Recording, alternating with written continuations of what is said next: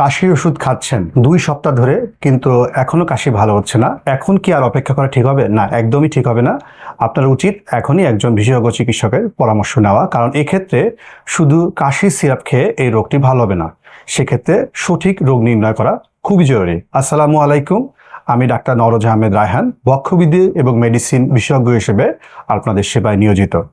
আমাদের কাছে প্রায়শই অনেক পেশেন্ট আসেন যারা বলেন যে, স্যার আমার তো ঠান্ডা লেগেছিল, কাশি হলো, তো অনেক ওষুধ খেলাম কিন্তু কাশি তো আর ভালো হচ্ছে না, 2 সপ্তাহ পার হয়ে গেছে, এর কারণ কি?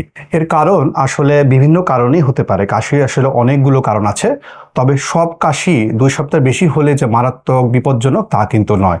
অনেক সময় ভাইরাল ইনফেকশনের থেকেও 2 সপ্তাহ বেশি কাশি হতে পারে। আসলে আপনার কাশির প্রকৃত কারণ এটিকে খুঁজে বের করা সবচেয়ে বেশি গুরুত্বপূর্ণ। যেমন অনেক সময় আমাদের কাশি হওয়ার কারণ হতে পারে নাকের অ্যালার্জিক রাইনাইটিস, এছাড়া অ্যাজমা, হাঁপানি, সিওপিডি, ডিপিএলডি, যক্ষা, নিউমোনিয়া, অ্যাসিডি ফ্লাক্স, ইভেন আপনার কিছু কিছু ওষুধের পার্শ্ব প্রতিক্রিয়ার জন্য, এমনকি হার্টের রোগের জন্য আপনার কখনো কখনো কাশি হতে পারে।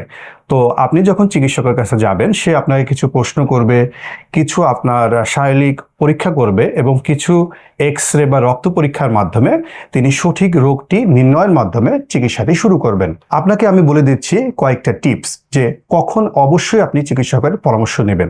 কাশি 2 সপ্তাহের বেশি ওষুধ খাচ্ছেন, ভালো হচ্ছে না, কণ্ঠস্বর বসে যাচ্ছে, কাশির সাথে রক্ত আসতেছে, আপনার প্রচণ্ড শ্বাসকষ্ট হচ্ছে, ওজন কমে যাচ্ছে, খাবারে আপনার অরুচি হচ্ছে এবং আপনার গায়ে জ্বর জ্বর আসতেছে, এসব ক্ষেত্রে আর কোনোভাবে অপেক্ষা করা ঠিক হবে না, একজন চিকিৎসকের অবশ্যই পরামর্শ নেবেন।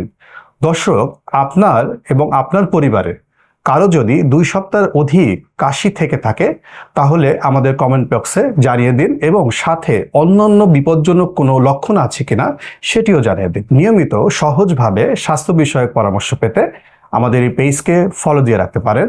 ধন্যবাদ সবাইকে। আল্লাহ হাফেজ।